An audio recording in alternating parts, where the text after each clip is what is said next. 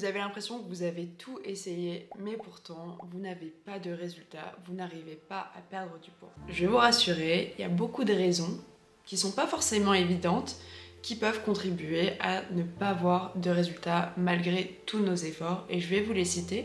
Mais en plus de ça, je vais vous donner des conseils pour vraiment commencer à avoir des résultats simplement et sans que ça soit ressenti comme un effort impossible à faire. Donc premièrement, parmi les raisons qui font que vous n'arrivez pas à perdre du poids, il y a déjà les calories. Alors je sais que si vous mangez de la salade, si vous faites attention et tout, vous pouvez vous dire ouais mais je comprends pas, pourtant je mange peu de calories, je devrais perdre du poids. Déjà de 1, on s'en rend pas souvent compte, mais les calories ça s'additionne vraiment très rapidement. Il y a plein de formes de calories, donc déjà je pense que celle qu'on oublie le plus c'est les calories liquides, donc tout ce qui va être alcool, le petit verre de vin, mais aussi l'huile qu'on met, le vinaigre, enfin tout ça, toutes les sauces, ça déjà ça prend beaucoup de calories.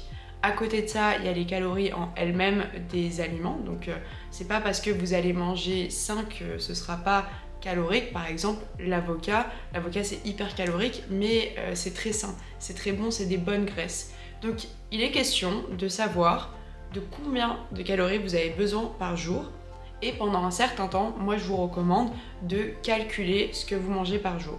Et pas vis-à-vis de vous, mais plus pour comprendre en fait à quel point ça s'additionne vite, et aussi réajuster vos assiettes et voir là où peut-être vous consommez plus et ce qui peut être facilement changé sans privation. Pour ça, j'ai fait une vidéo où on va calculer ensemble votre métabolisme. Donc le métabolisme, c'est les calories que vous dépensez en étant juste vivant, sans faire de sport.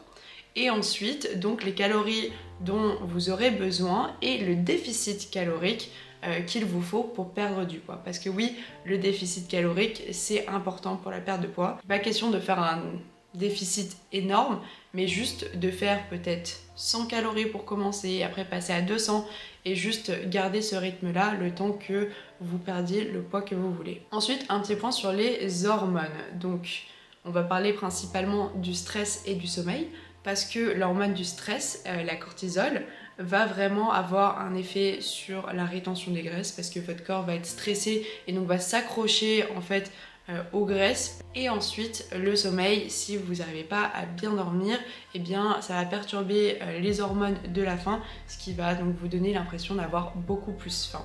Donc ça c'est quelque chose qui est un peu à part. Je sais que parfois c'est en dehors de notre contrôle, mais si en tout cas vous avez le temps de pratiquer une activité comme le yoga, quelque chose qui vous détend, ou juste d'éloigner les sources de stress de vous pendant un temps et d'avoir un meilleur sommeil, de dormir plus, eh bien je vous le recommande vraiment, vraiment, vraiment. Et pour le sommeil, moi quelque chose que j'ai implémenté dans ma vie qui a vraiment fait la différence, parce que je fais pas mal d'insomnie et aussi je dors clairement pas du tout suffisamment, eh bien c'est d'acheter donc une montre connectée. Donc là en l'occurrence c'est la Garmin, et donc j'ai des analyses quand même assez poussées. Et d'ailleurs juste petit aparté, tout ce dont je vous parle, tout le matériel, tous les livres que j'ai lus, tout sera en description, donc n'hésitez pas à aller regarder si ça vous intéresse. Mais donc cette montre elle me donne vraiment les cycles de mon sommeil, avec le sommeil paradoxal, le sommeil léger, combien de fois j'ai été éveillée, ma fréquence cardiaque, mon stress. Je vois l'effet de l'alcool sur le corps. Avant, quand j'avais pas cette montre, je me rendais pas compte, je me disais ouais bon c'est pas grave, c'est juste que c'est pas bien de boire quand on est un athlète. En fait l'alcool a un effet vraiment catastrophique sur le corps, mais aussi sur le sommeil, sur le stress. Donc voilà, il y a plein de facteurs qui peuvent être étudier si vous avez des outils adaptés, et je parlerai d'autres outils aussi par la suite, mais en tout cas la montre connectée c'est déjà une belle avancée. Une autre raison qui contribue à ce que vous ne voyez pas de différence, que vous ne perdiez pas de poids, c'est de faire trop de cardio et pas assez de musculation. Donc j'en parle assez souvent. Si vous êtes déjà venu sur cette chaîne, vous devez savoir ce que je vais dire. Si c'est pas le cas, n'hésitez pas à vous abonner, à aller regarder les autres vidéos.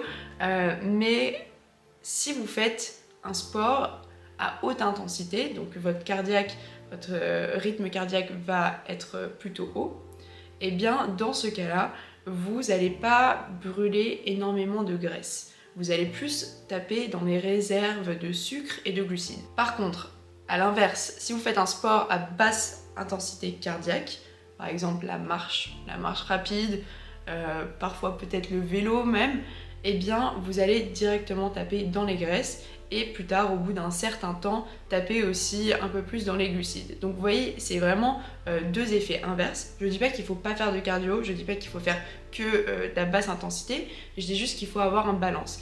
Mais juste si vous avez un objectif de poids ou un objectif de taux de graisse ou peu importe, eh bien pendant la période où vous allez vraiment y aller à fond, mesurez, ou du moins une partie de cette période-là, comme ça vous avez une idée.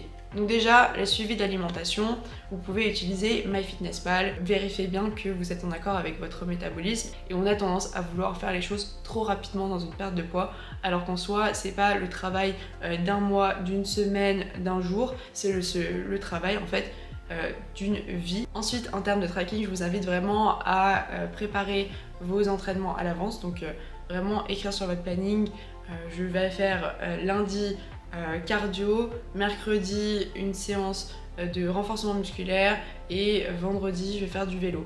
Juste que ce soit écrit noir sur blanc, comme ça vous pouvez préparer vos affaires la veille avant d'aller au travail.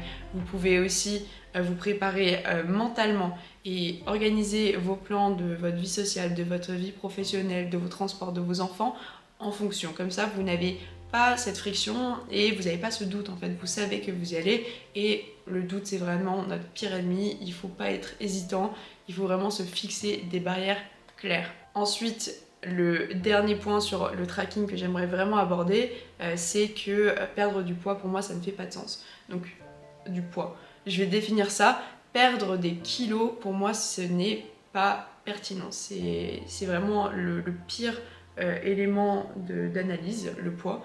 Moi ce que je vous conseille c'est de viser un taux de masse graisseuse ou peut-être même un résultat visuel. Il faudrait utiliser une balance connectée. Moi j'en ai une et ça m'aide énormément déjà pour voir que je fais pas n'importe quoi. Parce que cette balance, elle mesure aussi le taux d'eau, le taux de protéines, le taux de muscle, le taux de graisse, mon IMC, bref, plein de choses. Mais si je me rends compte que je perds du muscle, c'est qu'il y a quelque chose que je fais mal.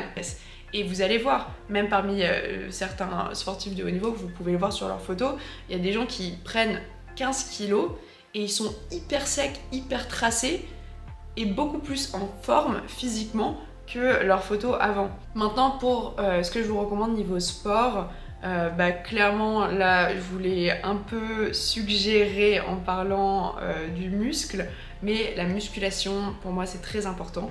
Je vous demande pas de faire du Arnold Schwarzenegger, mais de vraiment aller à la salle ou faire des petits exercices à la maison qui vont vous renforcer les muscles. Donc pas des trucs à haute intensité cardiaque, pas de cardio, pas de saut, pas de je sais pas trop quoi, mais des exercices lents où vous allez prendre une charge. Donc vous pouvez commencer au poids du corps, c'est très bien.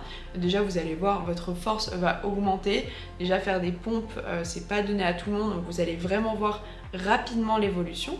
Et ensuite donc charger, prendre un petit poids.